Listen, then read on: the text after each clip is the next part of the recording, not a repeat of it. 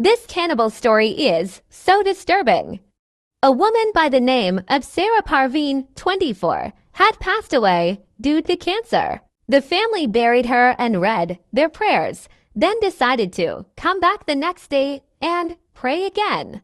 But when they came back the next day, they found that their daughter's grave had been dug open and her body was missing.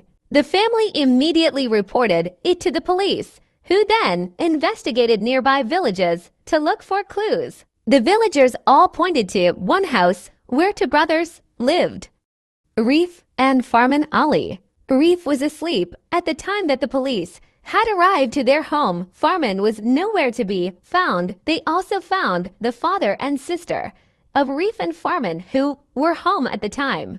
The police asked for the keys to the room of Farman. The family denied at first, and they refused to give the key, but then the officer forced them to give the key, so they handed it over. As soon as he entered the room, there was a disgusting stench that hit his face immediately.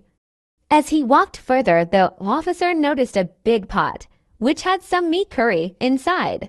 Next to the pot, they found a wooden plank, and axe, and some leftover meat pieces. But it wasn't the meat of an animal that was in the pot.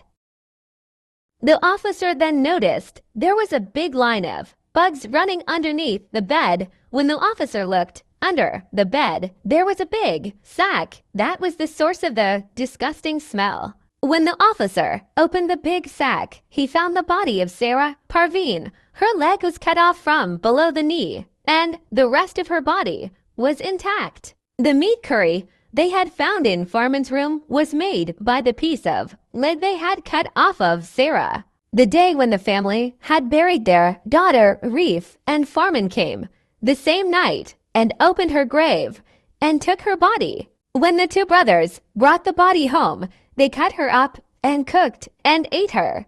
Arif and Farman were arrested immediately and sentenced to jail for 2 years. The villagers were very angry hearing that they only got 2 years. But at that time, there was no punishment for cannibalism since this never happened before. However, April 15, 2014, 1 year after Arif and Farman were released, the neighbors smelled a disgusting stench again. They called the police to investigate the scene.